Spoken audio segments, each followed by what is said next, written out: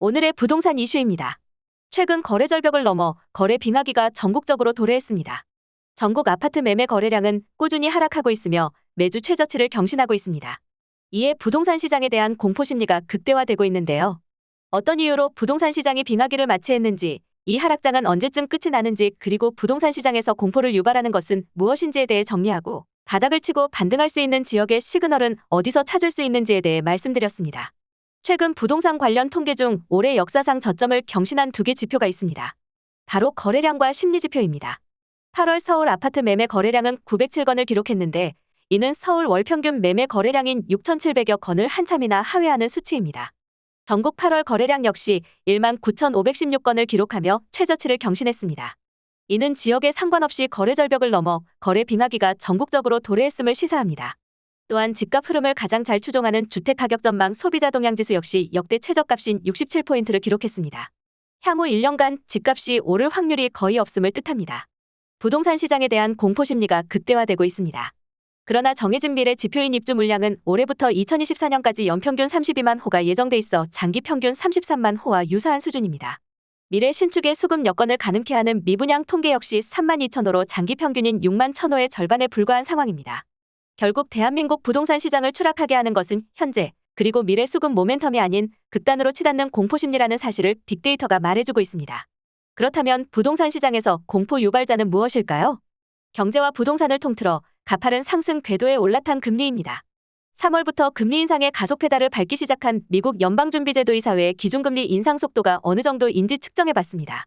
3월부터 9월까지 연준은 월평균 0.46%포인트 인상으로 가속도를 내고 있는데, 이는 역대 최고 수준이던 1988에서 1989년의 월평균 인상속도 0.27%포인트를 한참 상회하는 수준입니다. 당시 금리 인상 기간은 12개월이었지만 올해는 6개월 만에 최고 인상속도를 경신했습니다. 시장의 체감 공포가 얼마나 클지 짐작할 수 있습니다. 무자비한 금리 인상으로 지난해 고점 대비 큰 폭 하락세를 겪은 아파트 단지의 실거래 가격은 서울뿐 아니라 수도권까지 2020년, 심한 경우 2019년 시세로 리셋되고 있습니다. 그렇다면 집값이 왜 2에서 3년 전 가격으로 리셋된 것일까요? 혹시 더 깊은 바닥이 있지는 않을까요? 2019년으로 돌아가 보면 2019년 새해를 맞아 서울뿐 아니라 전국 가격지수는 마이너스 변동률을 기록하기 시작했습니다. 서울은 2014년 상승 전환 이후 5년 만에 마이너스 변동률을 기록하며 2014에서 2018년 4년간 호황기를 마감할 참이었습니다. 그러나 2019년 8월 벼랑간 예고된 민간택지 분양가 상한제로 귀하디귀한 분양 아파트 가격이 로또 가격으로 회자되면서 청약 광풍이 불었습니다. 비단 분양시장뿐 아니라 공급 부족 우려에 따른 패닉 바잉 여파로 재고 아파트 가격마저 폭등했고, 2020년 전국 집값은 2006년 이후 14년 만에 20%를 상회하는 역대급 상승률을 기록했습니다. 게다가 거래량 역시 연평균 60만 건을 훌쩍 상회하는 93만 건이라는 대기록을 세웠는데, 이러한 2020년 통계를 정리하자면 전국 거의 모든 아파트가 역사상 가장 비싼 가격에 거래됐다고 해도 과언이 아닙니다. 이후 2021년 전국 미분양 통계는 1만 3천 호라는 역사상 최저치를 기록했는데, 이는 과거 2002년 분양 화랑기를 훨씬 능가하는 수치입니다.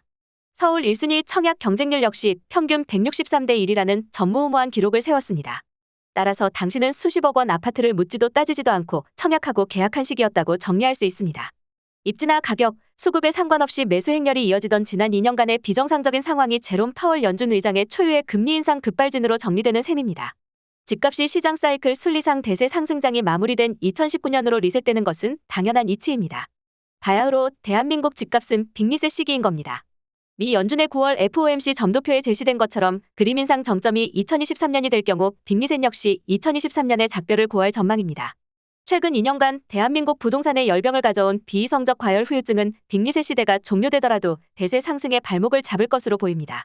그러나 빅리셋 시기를 거치면서 견조하게 실수요가 유입되니 곧은 리셋 이후 재평가받아 금리 인하가 시작되는 순간 강한 반등을 보일 것입니다.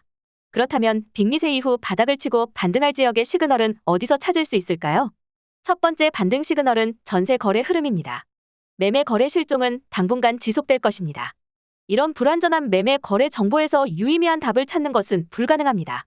반면 전월세 거래량은 최근 역대 최고치를 경신하는 등 통계적으로 유의미한 답을 찾는 데 도움을 줍니다. 현재 서울 전세가율은 49에서 50%에서 강보합세를 보이고 있습니다. 이는 매매가 하락과 더불어 전세가 역시 동반 하락하고 있기 때문입니다. 그러나 향후 매수심리 실종으로 전세 거래만 계속 증가한다면 전세 거래 압력이 전세가를 밀어올리고 전세가율은 불황의 터널 끝에서 결국 끊는 점에 도달할 것입니다. 2014년 이후 서울 대세 상승을 알린 것은 당시 역대 최고 수준인 60%에 도달했던 2013년 전세가율입니다. 그 후 기나긴 상승장을 보낸 현재 서울 지역 매매 가격은 여전히 전세가의 2배 수준에 달합니다. 향후 전세가는 매매가를 끌어내리는 중력이 돼 전세가율 60%에 닿을 때까지 매수 심리 재반등을 기다리게 할 것입니다. 2023년 이후 전세가율 60%에 먼저 다다르는 지역을 주목해야 합니다. 두 번째 반등 시그널은 매매 거래 패턴입니다. 전세가율이 끊는 점에 도달하면 잠자고 있던 매매 가격이 반응할 겁니다.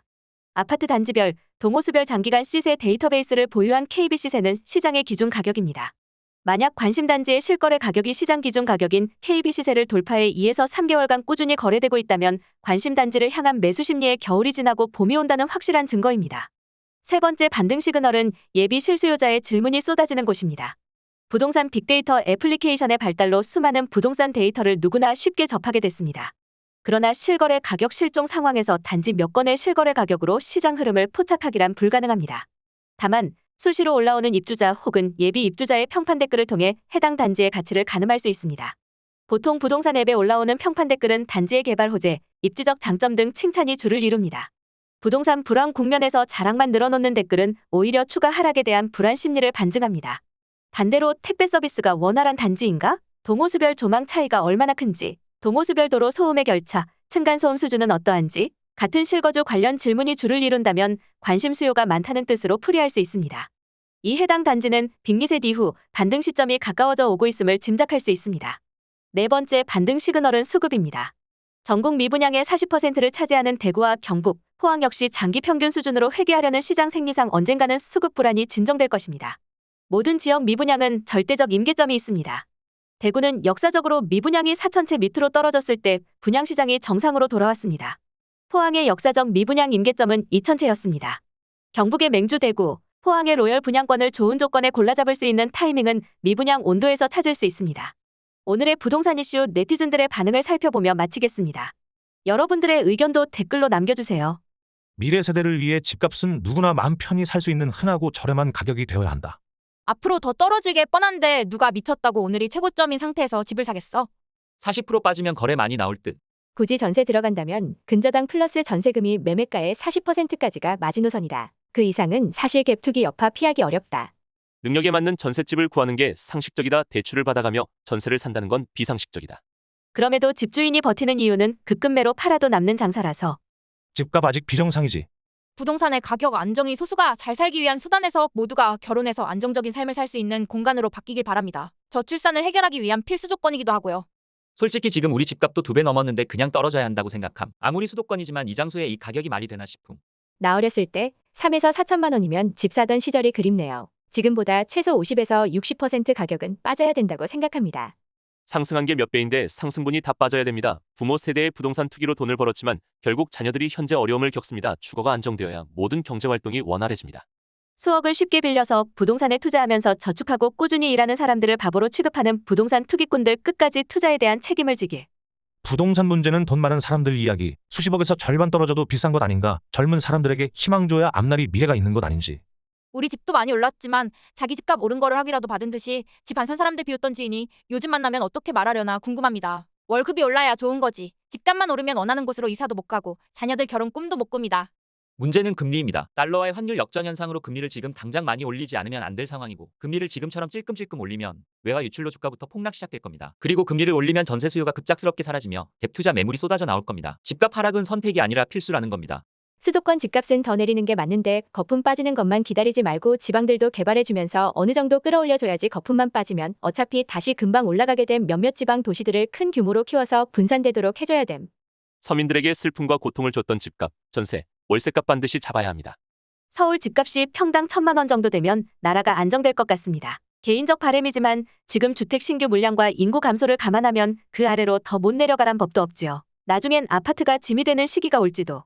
한시적으로 폭등한 것에 비하면 하락폭이 미미하다.